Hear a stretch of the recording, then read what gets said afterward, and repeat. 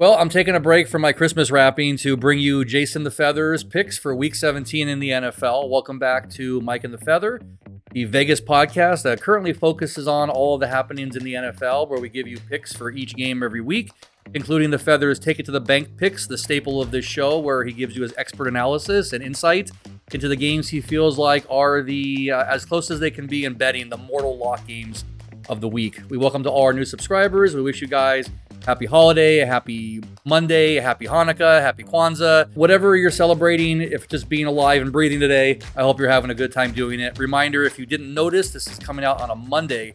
We're actually recording this before the Monday night game between the Packers and the Saints. So when we get to those games for the following week, and we do have, we have 6 days in a row of football starting on Christmas.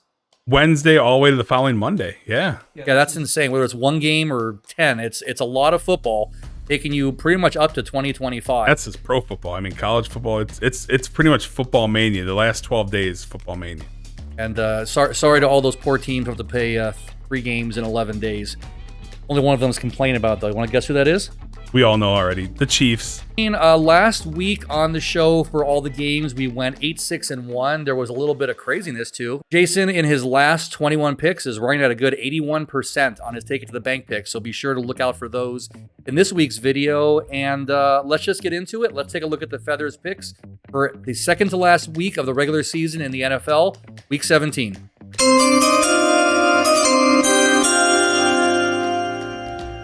So let's start with the 2 games on Christmas Day. This is going to become, I guess, the tradition. The 10 a.m. game is the Kansas City Chiefs, who just played 4 days ago. They'll be happy to remind you about that fact.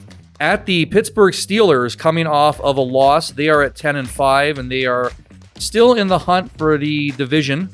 Might depend on what happens in the second afternoon game, but first, Chiefs at Steelers. Steelers at home. Chiefs are favored by 2.5. It's going to be a good game. I mean, it's one to watch.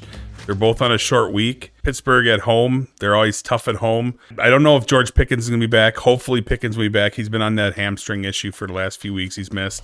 I think they're saving him for this game because this game does mean a lot as far as for the division. The Steelers are playing for everything, just like Baltimore is. The Terrible Towels are going to be out. They're 2.5 point underdogs. I'm going to go with the Steelers all day long in this one. The Chiefs, need to win. If the Chiefs win this one or the next one, they lock out any hope of losing the number 1 seed. I'm sure ultimately they would like to win this one so they don't have to worry about the last week against Denver. But I think the Steelers are going to come out strong at home. I think the Steelers can pull this one out outright. But the 2.5 points, I'll take the home dog all day long in this one. Take the Steelers.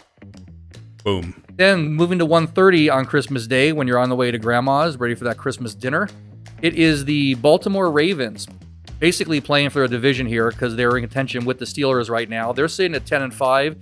They are the 4-point favorites on the road at the Houston Texans, who are 9-6. And correct me if I'm wrong, but I think the Texans aren't really playing for anything. They pretty much have it locked up. Yeah, the Texans can't really move up too much in any direction. They're pretty much resided to where they're at in the 4 seed. Unfortunately for the Texans, Tank Dell, who is having a huge game against Kansas City, caught an amazing touchdown and held onto the ball after destroying his leg.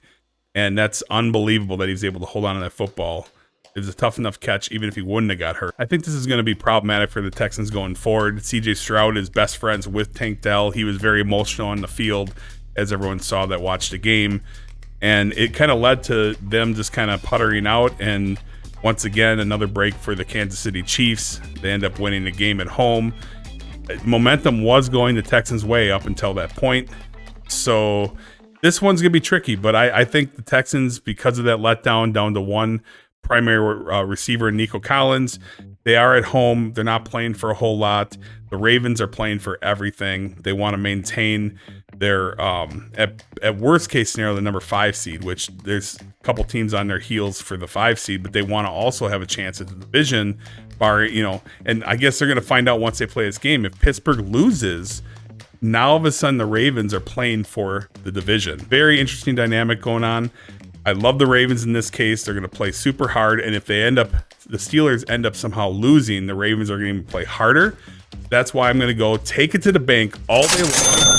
The Baltimore Ravens -4 They're going to get it done. They're going to come through and they're going to win in double-digit fashion. Texans have been really good on defense, and Joe Mixon's been a great guy for the running game.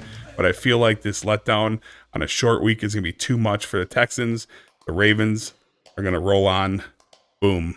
Let's scoot ahead. Now you're having leftovers on Thursday night at the 5:15 p.m. game. We have the Seattle Seahawks, who are trending downward with their 8-7 record. They are 3.5-point favorites, though, on the road at who else will be a favorite to a team on a skid? The Chicago Bears, sitting at 4-11. Again, Seahawks 3.5-point favorites on the road. Yeah, the Seahawks taking that loss to Minnesota, back-to-back home losses, Green Bay and Minnesota. I mean, the NFC North has been dominating everybody but themselves pretty much. I mean, the only losses within that division for the most part have been to each other. Seahawks are on life support, but there really is no path for a wild card most likely for Seattle, especially by the time Green Bay plays. Coming up here, they're going to reach that 11-win mark. And in fact, Green Bay's not even a factor because they have the tiebreaker. So I think maybe Washington is. Seattle's in a world of hurt. Probably, less than a 10% chance to make the playoffs. The Chicago Bears, well, they're hopeless. There's 0% chance for the longest time now. They continue to lose from 4-2, and they're now 4-11, Mike. Ouch. It's painful to be a Bears fan. I can only imagine. But in this case, Seattle, it's a garbage game. I would just let it go because I feel like Thursday night football coming off of Christmas, these guys had to travel on Christmas Day to get to the Chicago, and I think they're going to be kind of a little bit grouchy. Both teams are kind of, the Bears obviously are hopeless, and their coaches and players are getting ready for next year with different teams. And the Seahawks, on the other hand, they're deflated as well. So they're going to have to travel. I'm never going to take the Bears here. I prefer that no one bets this game because I think it's just a crapshoot. It really is. Chicago could pull some magic out, especially at home against a Seahawks team that is like mentally distraught after basically getting eliminated from the playoffs for all intents and purposes. Seahawks -3. We're going to go with Seahawks -3 just because I refuse to take the Bears. I just don't see a path that the Bears are going to, be able to cover that spread. But once again, leave it alone. Don't bet it. But if you have to, Seahawks -3.5. to get it done in Chicago. Sleeping Friday because Saturday you got some more football to watch. We're going to go at 10 a.m. with the Chargers on the road at the New England Patriots. Chargers at 9-6. They've kind of turned it around here. They are the 5-point favorites at the Patriots, sitting at 3-12, who just nearly actually caused a little bit of a headache for the Buffalo Bills. Yeah, the Bills had their letdown game against Patriots. Patriots played them hard to the end. But how bad is it when your letdown game you still win? Yeah, I mean, it was just one of those things that I think they came in and they olayed it a little bit. The Patriots are still terrible. They're going to probably end up firing their head coach, most likely. I don't know how long a leash he has, but I just don't think he's the guy for the job, most likely, and this team has a lot of work to do. The Chargers, on the other hand, Jim Harbaugh is the guy. I mean, he's coming in, he's turning this franchise around. They're, all but locked up for a playoff spot. They're getting pretty close right now. And when they get J.K. Dobbins back, this team is going to be a threat on the running game and the passing game. Although Gus Edwards did really well last week against Denver, one of our key picks was the Chargers over the Broncos. I like the Chargers again in this one. We're going to take the Chargers -5. It's a huge game for them. They win this, and they pretty much cement a playoff game. Well, they cement the playoffs no matter what. If they win this game, cemented. I think they might be technically in for the most part already, or pretty close to it. Like they're right on the cusp. Chargers will get it done in New England and move on to the playoffs. Jumping to 1:30, a lot to be said about this game. The Denver Broncos at the Cincinnati Bengals. Broncos are 9-6, a little bit of a skid. The Bengals are 7-8. Again, you see it in the articles all the time. Like Joe Burrow is literally having like the best possible MVP season on a team that's losing, and somehow with the factors fall the right way, they can still make the playoffs. And I think that's like a movie of the week. Could you imagine? That's if the NFL wants to script something, enough having Taylor Swift in the audience, we're done and over that. Find some way to have Joe Burrow make his way to the playoffs and show the world what he can do on that stage. But at this point, the Bengals are 3-point favorites and they got to win. No matter what happens, they have to win this week. Yeah, the Bengals are the best 7-8 football team in the history of the earth. I mean, it's just one of those things. Every week I say it, and last week they proved it. Their defense it improved this last week from the prior couple weeks. Now they're going to play the Broncos. Huge game. I mean, this is what they hope for. They hope that the Broncos, they play them heads up. They win this game. Now they have the tiebreaker against the Broncos. That being said, the Broncos would still have to lose the following week to Kansas City. And to be honest, I don't put it past the Chiefs. If the Chiefs go ahead and win against the Steelers on Christmas, that they tank their ass off because they don't want to see the Bengals. No one wants to see the Bengals in the playoffs. And the Chiefs definitely don't want to see Joe Burrow and the Bengals in the playoffs.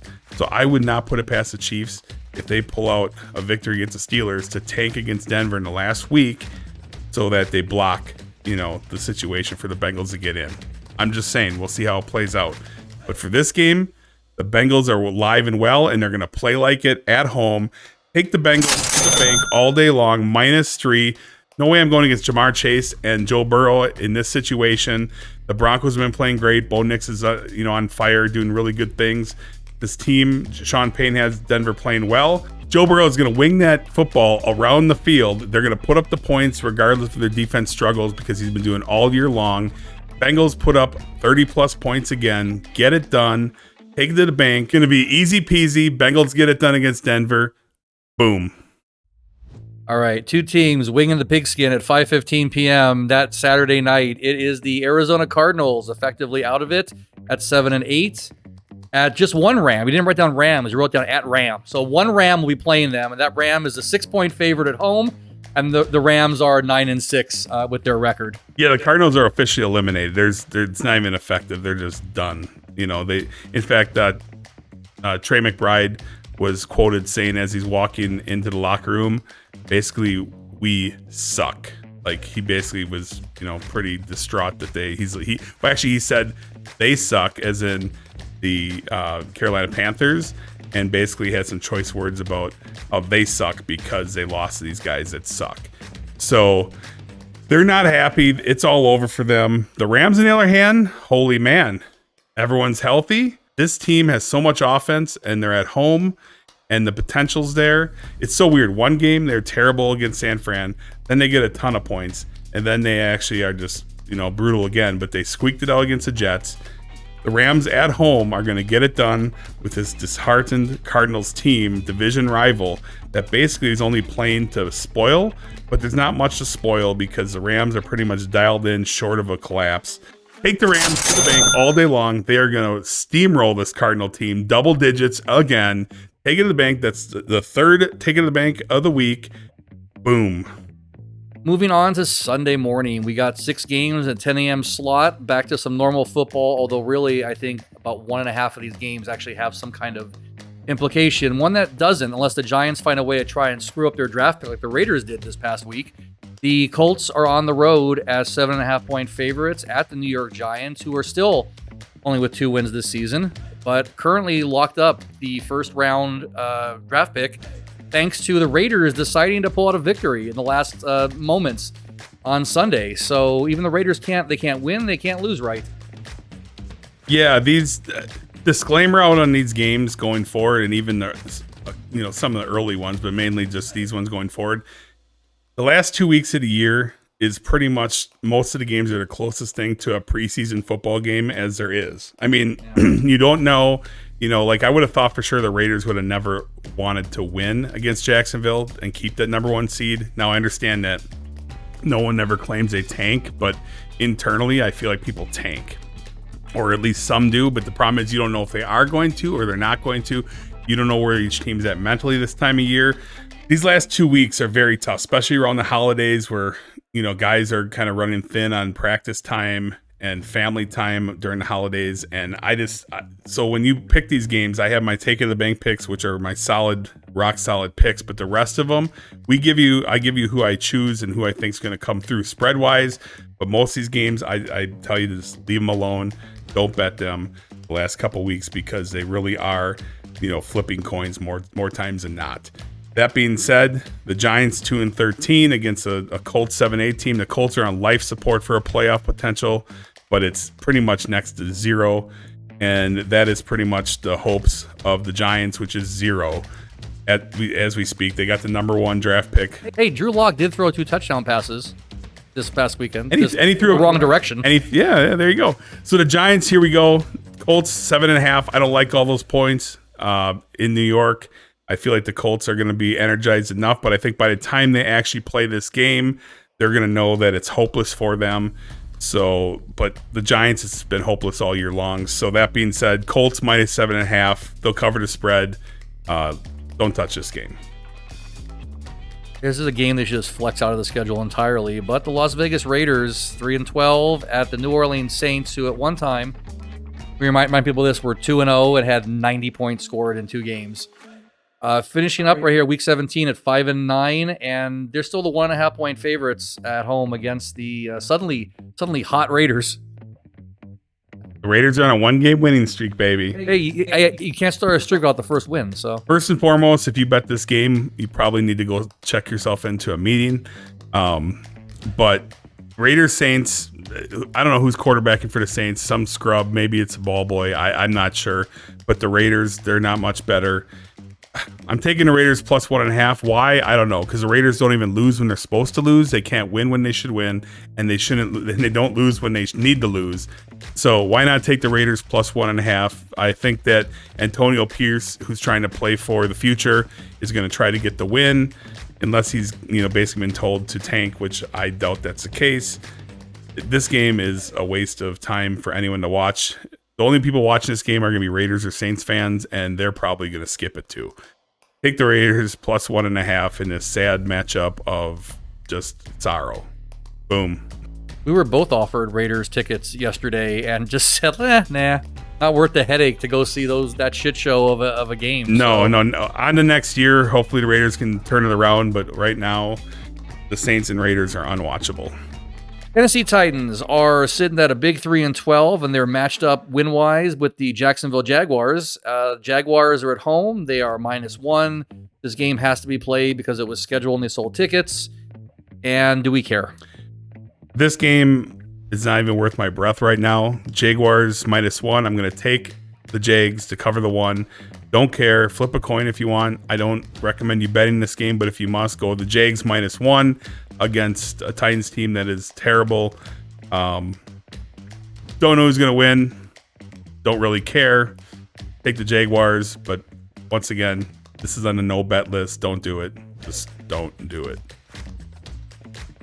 That sounds like a boom. That's like a beep. It's like a boop. The New York Jets are on the road at 4-11. No one expected that. At the Buffalo Bills at 12-3, which a lot of people expected. The Bills are 9.5 point favorites. And it just kind of boggled my mind today. Aaron Rodgers throws a touchdown in that game they lose, and he's cheering and doing the Aaron Rodgers dance. And I'm like, how do you dance when you're sitting at that point 4-10 and you're excited because you threw a meaningless touchdown? Although he's close to 500. One more touchdown. Is that what it is? One more touchdown, and he'll be the 5th person on the list to be at 500 or more touchdowns in a season. Or, sorry, career. That'd be amazing if it was a season. Talk about a meaningless touchdown if he does get to 500. I mean, landmark, it's a huge touchdown career-wise, but it's probably one of the most meaningless touchdowns. Do they craft it? Do they craft it to Davante Adams? Well, like nobody's allowed in the end zone unless it's Davante Adams. Aaron Rodgers threw his 100th, Davante Adams his 100th touchdown, so it'd be something else if I'm sure that Aaron Rodgers, I'm sure that's probably part of the goal, his 500th to be to Davante Adams. I have no doubt, seeing how Davante Adams literally moved to go play for the terrible Jets because of Aaron Rodgers. So, I mean, this game, the NFL has egg in their face because they really thought this game would be a game for playing for the division and maybe even a top seed. Instead, it's basically the toilet bowl. One team's in the toilet, the other team is thriving. The Bills at home, they had a rough go against New England, but it's going to be a little bit different game. I think Aaron Rodgers in the press conference says we're going to find out if guys are in it or not over these next 2 games, and if they're in it for the future or they're not. I don't know what Aaron Rodgers' future is going to be. I mean, for all I know, he goes and plays for the Minnesota Vikings next year and fulfills the prophecy of the Packer former quarterbacks, and he's going to follow in the footsteps exactly of Brett Favre. I have no idea. All I know is the Jets are no way in hell going to win this game. Will the Bills cover it? Once again, it's a game that I would just probably avoid, but for the sake of this program and what I believe, take the Bills 9.5. It's a good chunk of points. They're at home. They're going to play better than they did last week against New England. They're going to get it done. Bills covered a 9.5. Boom. Fifth game of the morning features the Carolina Panthers on the road, 4-11 record, lost season, at the Tampa Bay Buccaneers, 8-7. They are the 8-point favorites, and they just came off of that loss to Dallas, who had nothing to play for. And the Buccaneers certainly did not need that for their playoff and seeding hopes. Yeah, but Tampa Bay went from being, had a hammerlock and winning the division and controlled their destiny, to now that they're at the mercy of how Atlanta does. So that's a rough transition, especially against, like you said, a Dallas team that was playing for nothing. Suddenly Dallas is playing hard. Like, what's going on? With a backup quarterback. You know why? Because Dak was never the guy in the first place. I'm just going to say, the Buccaneers are going to win the game. Are they going to cover the 8 points? It's a lot. The Panthers have been playing good football, but in Tampa Bay, the Buccaneers win. They're going to cover the spread, take a -8. I think they're going to be hungry because they realize the Falcons play a tough Washington team in Washington, and that's no slouch. We all know the Falcons have a really easy week 18, but week 17 could be tough. So right now, Tampa Bay, they're playing first. They're gonna play hard. They're gonna get the W, and then wait and see what Atlanta does. If Atlanta loses, now all of a sudden Tampa Bay's in the driver's seat going into week 18. I think that's most likely what's going to happen. Take the Buccaneers -8. They're going to be full of piss and vinegar. They're going to come and they're going to beat a surging Panther team that has been improving. Buccaneers, boom. Last of the morning games is the biggie. Green Bay Packers, with their 10-4 record, are on the road to the Minnesota Vikings, who, again, looking at it, is amazing. They're 13-2, tied for the second best record with the Detroit Lions in their division. Vikings are the slight favorite by 1.5 as of Monday. This could change. It's a long way to go to Sunday, but as of right now, Packer fan, Vikings hater. But what do you think? You got to say one thing. Well, it's an interesting scenario because you got to know JJ McCarthy's coming back, and you got to know Sam Darnold is the one and done quarterback. He's playing for a starting position in a different team, but this record, it's kind of scary to go from. Think about that. How Sam Darnold finishes out the year will determine his path going forward next year. If he keeps winning, they're not going to be able to afford to pay him. They just won't. He's going to command, $40+ million a year, as it looks like right now. This Vikings team is playing well. They went into Seattle. They played well yesterday. They had some hiccups, but they stayed strong and got the W. Green Bay, by the time, they're 10-4 now. By the time you see this, they'll be in the middle of the game against the Saints tonight, and they're going to probably be 11-4 for sure. They better, barring some major blow up. It's crazy to think Green Bay might win 13 games this year, and they literally will be second or third in the division. Normally that's a number one seed without a doubt. This year is going to be different. The Vikings control their destiny. The Vikings win out. That division is what we thought the AFC East was going to be. It was going to be the Jets and the Bills and maybe the Dolphins. We're going to be fighting out for the top 3 spots. This has become the Packers and the Vikings and the Lions all season. Everyone thought the NFC North was going to be the best division this year, and perhaps was going to have at least 3 playoff teams. And that's when they actually thought the Bears would compete. And it started out that way. There was a point in time where all 4 teams, it's early in the year, right? But when the Bears are 4-2 or 4-1, whatever it was, at that point, all 4 teams would have made the playoffs if it was a start right then and there. So since then, obviously 3 of them have taken off and absolutely dominated, except for cannibalizing themselves within the division. Jordan Love plays his best ball later in the year. We saw it last year. He just got the second half of the season just keep getting better and better and better. In the playoffs, he was outstanding. He made one mistake against San Francisco that cost him an NFC championship and a potential Super Bowl bid. Green Bay's locked into a 6 seed. They could drop to 7 if they lose a couple games. That's not going to happen. We're going to take the Packers plus 1.5. They're going to get the W. This is not a homer pick by any means. I know I'm a dire Packer fan, and I tell everyone that as well. But Green Bay, I believe, is the team that some people are sleeping on. They're going to be a Super Bowl contender, and there's someone that I feel like is going to, like I predicted, they're going to get to the Super Bowl, and they're going to win the Super Bowl this year. That's my take. It's going to happen, and it's going to start against Minnesota. They're going to get the W, and then they're going to rest their players against Chicago, and hopefully the Green Bay backups will beat Chicago regardless. Win, lose, draw, it won't make a difference. Take the Packers, plus 1.5. Boom. That's tough. The Packers might actually have to risk putting their domination of the Bears in jeopardy if they have to start all the scrubs. But obviously, the bigger picture is the more important picture. Yep. And going on to next games in the afternoon, we have one starting at 1:05 p.m. on Sunday. The Miami Dolphins, 7-8 record, 6.5 point favorites on the road at the Cleveland Browns. Nothing went right for the Browns this year. We could have told you that before the season started. Jameis Winston got his one win and gave him some hope for a little bit, but now the Browns are just sitting there at 3-12, and a lot of contracts still to swallow from Deshaun Watson. Yeah, the Dolphins, by the time this game is played, they're on thin ice, I guess, to have a hope for the playoffs still. A lot of things need to happen. I mean, a lot of things. I think by the time this game kicks off, there's a good chance that they're going to be eliminated. This Dolphins team, they showed a lot of heart, and they beat up San Francisco, at the tail end of that game. A-Chain made a great run for a touchdown to put the icing on the cake.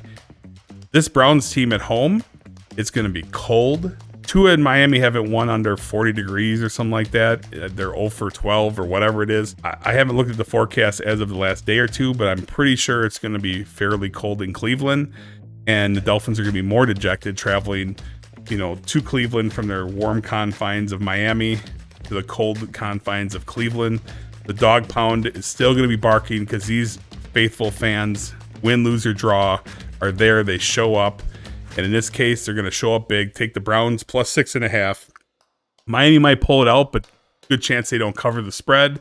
And the Browns potentially, if they want to win, that's a big question. Do they want to win? 3-win team, draft picks, who knows? None of us know. No one ever admits anything in that regard. But the Browns, I think, are going to play hard enough to stay within the 6.5. Take the Browns plus 6.5. Boom. 1:25 p.m. game. The first one we have is one of those games that the schedulers probably thought would have some kind of supreme importance. At this point, it does not. But it has a couple of questions because the Dallas Cowboys, who are starting to win some games with backup Cooper Rush, have a 7-8 record. They're eliminated from the playoffs, but they're on the road at the Philadelphia Eagles with a 12-3 record. But right now, the Eagles are 10-point favorites, but Jalen Hurts got hurt. He's in concussion protocol right now. Will he be cleared in time to play on this game? Will he want to play in this game? What's at stake here with these two teams? One team being eliminated, that being the Cowboys. But you know what? You know what it's going to be? Next year. Cowboys next year. I mean, the Cowboys-Eagles, a hated rivalry between the two. No love loss. The thing is it's a Monday, Monday afternoon right now. I don't know if Jalen Hurts is going to play. I don't know what his status is. I know he was out the rest of the game yesterday, and Kenny Pickett did okay. He did, better than probably expected, but he didn't do enough. So if Kenny Pickett's the quarterback of the Eagles, this 10-point spread is pretty wild to me. I know that Saquon Barkley should be able to run all over the Cowboys, and they're probably assuming that. And also CeeDee Lamb, who, has an injured shoulder, had a great game yesterday, fell on his shoulder, kept playing, showed a lot of heart. It was unbelievable. Is there any reason to play him in this game? I don't think so. Let the man heal, right? He could hurt it further this late in the year, and it could start affecting the 2025 season. Yeah, he could get a little bit better for no reason, or could get a lot worse with potentially devastating results next. So, if you're gonna bet this, don't bet it right away. Wait till it gets closer to game time on Sunday, if you can avoid it, and find out where all the statuses lie with CeeDee Lamb, with Jalen Hurts, the whole ball of wax. But right now, for the sake of the show, I can only go with the information I have, and that's it. I don't see Hurts playing because usually concussion protocol players very rarely are able to play, with a 7-day turnaround like that. So take the Cowboys plus 10. It's a lot of points with Kenny Pickett at the quarterback, even if they have Saquon Barkley that's on his way to breaking a record and becoming the all-time rushing leader for a single season. Cowboys plus 10, but most likely just leave it alone. If Jalen Hurts plays, leave the game alone outright.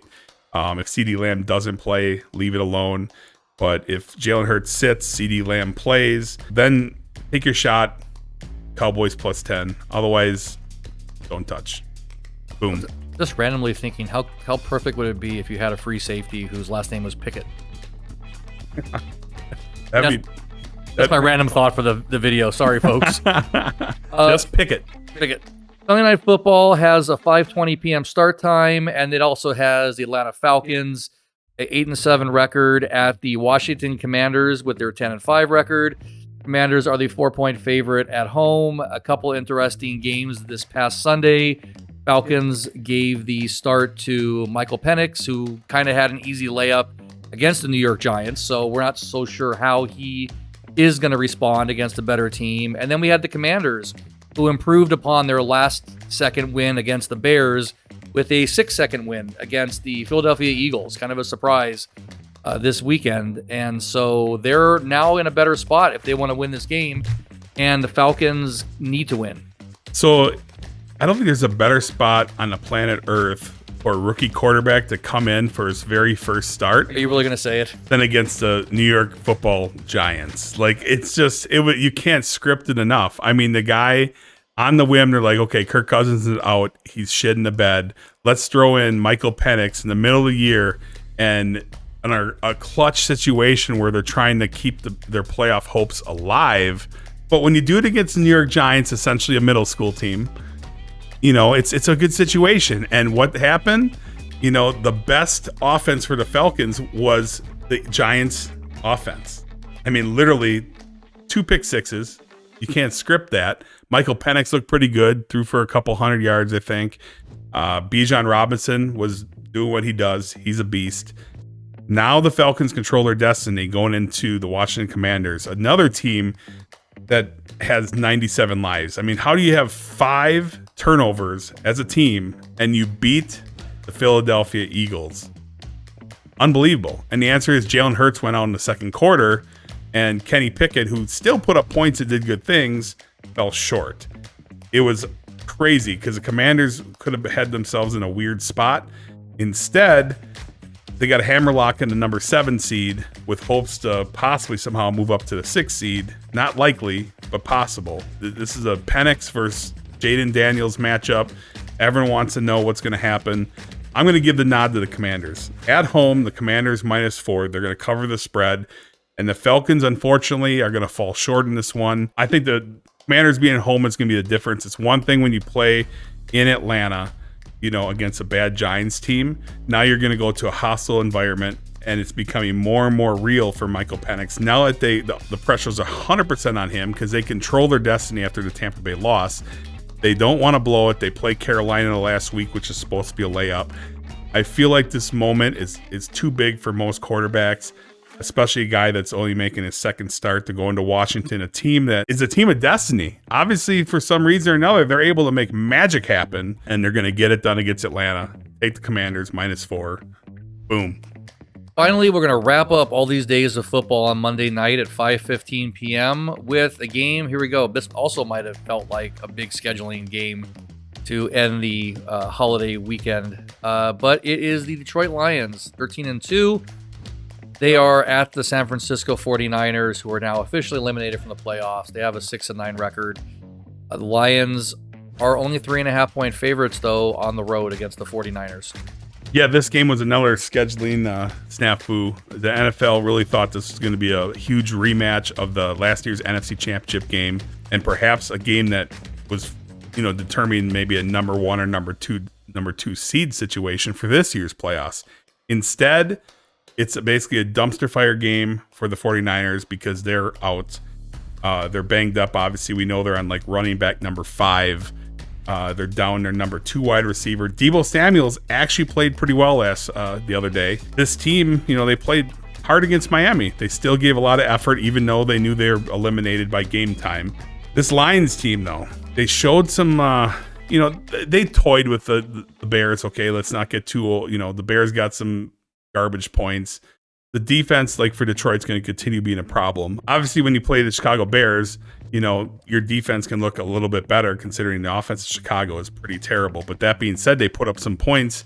And even though, Detroit had to pull out some trick plays. So literally Dan Campbell pulled out the intentional, stumble, rumble, roll by the running back and the quarterback for a touchdown, wide open touchdown to their tight end as well. So that was masterful. This Lions team, they're going to be tested. San Francisco's prideful. I don't know how hard they're going to play this one. I think they're going to give their best effort. Brock Purdy, obviously, every game he plays from here on out this week and next week is going to determine, his future and dollar signs, which he needs to get paid because he just bought his entire offensive lineman brand new vehicles. The guy that makes $983,000 bought every one of his offensive linemen, which, by the way, they're not blocking well for him. Right. They're actually not doing their job very well whatsoever. And their entire line is like $26 million, right? And you got the quarterback for 900 and no, granted, he's going to get paid. Don't get me wrong, but that's something to be said when he buys brand new vehicles for guys that aren't even performing well. Basically, we're in a situation where, the Lions are playing for the number 1 seed and they don't want to fall because if they don't win this one, they could fall to potentially from the 1 seed to the 5 seed, and Minnesota could take over the 1 seed. So they definitely don't want any part of that. The Lions will play hard. That hook gives me a little bit of pause. So maybe buy the hook down to Lions -3, but take the Lions to cover the 3.5. Boom. That's going to take us all the way to 2025, which is insane to think. 25 years ago, the planes were going to fall from the sky on New Year's, and your toaster was going to eat you. And in context, I heard somebody say this too, we are going to be half a decade removed from the pandemic, which is mind-blowing to think of. But, as much as things change, at least one thing still stays the same. What's that, Jason? The Bears still suck.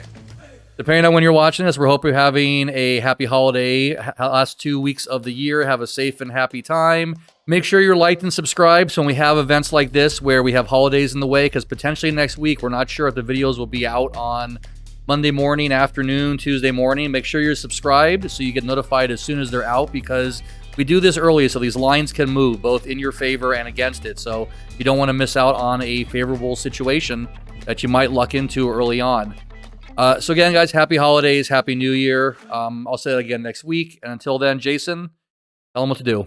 Merry Christmas, guys. Everyone, have a happy holiday. And until next time, take it to the bank.